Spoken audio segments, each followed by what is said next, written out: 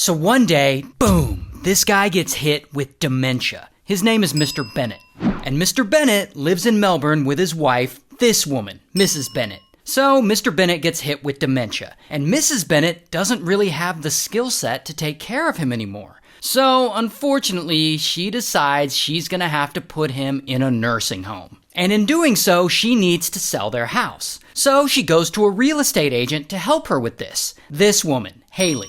So she asks Hayley to help sell their home, and Hayley's like, yeah, I'll help. And she gets right to work. She sets it all up, she lists their house on the market. But then, over time, Hayley, she starts helping them with things outside of selling their home. Like, they're trying to pick out a nursing home for Mr. Bennett, so she's like driving them around to different nursing homes to help them make a decision. And this is a huge benefit to the Bennetts because they don't have any other family around, so they really appreciate what Hayley's doing for them. But then, Hayley starts to get a little greedy. Whatever money she was gonna make helping them sell their house, I guess it isn't enough. Because one day, Hayley goes to them and she offers to help them with something beyond real estate. She wants to help them manage their day-to-day finances. And the Bennetts, they can't keep up with all this accounting and paying bills, so they're like, all right. And that is when, unfortunately, Mrs. Bennett hands power of attorney over their finances over to Hayley. So, what does Hayley do? Well, she accesses the couple's internet banking, and she adds their debit card to her phone wallet. And then she starts spending. So she's over here hitting up clothing stores and restaurants. She's buying the expensive kind of makeup. She's living a pretty good life off of their money. And eventually, even Mrs. Bennett starts to notice a little. Like suddenly Hayley's wearing cashmere coats all the time, and her hair is all professionally done. But then, Hayley thinks, you know what? A new car would be kind of nice too. So she uses the Bennett's money to make payments on a Mercedes-Benz. And one time, Hayley even picks Mrs. Bennett up in this new Benz, and she's like, hey, what do you think of my new ride? And Mrs. Bennett's like, it's too flashy. And of course, she doesn't realize it's her money that paid for that car. So anyway, this goes on for a while, and Hayley just keeps spending. She gets beauty treatments and a new iPhone and a new MacBook, and the Bennetts don't fully catch on because Hayley has gone into their banking info and changed the address so that all the Bennett's bank statements are redirected to her own home address. So the Bennetts never see any bank statements, and they have no idea the little bit of savings they have is slowly disappearing.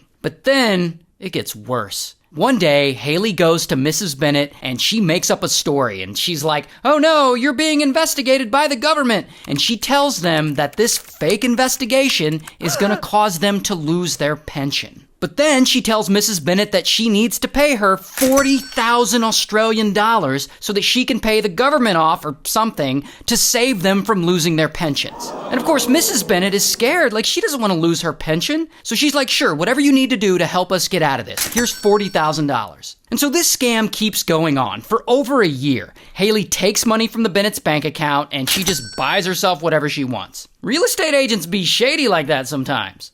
Until one day, Mrs. Bennett, she's probably chilling at home or something, and she suddenly realizes, damn bro, I haven't seen a bank statement in a long ass time. That's really sus, no cap. And so she's like, I better go check this out. So she asks her caregiver, because I guess she has a caregiver, to give her a ride to the local bank. So she gets to the bank and she's talking to the bank staff and she's like, yo chat, where my bank statements at? And the bank is like, hey, we've been sending them to you. And that is when the bank staff shows her copies of her past bank statements. And that's when Mrs. Bennett sees all this crazy shit Hayley's been buying. And she realizes she's been getting scammed. Over the last 15 months, Hayley had made over 98 different transactions from the Bennett's accounts and spent nearly 100,000 Australian dollars of their money. And Mrs. Bennett sees this and she is pissed. So then, bam, she reports Hayley to the police. And so police, they eventually bring her in and they question her and Hayley's like, I didn't steal anything from anyone. And she tells them that Mrs. Bennett had actually given her permission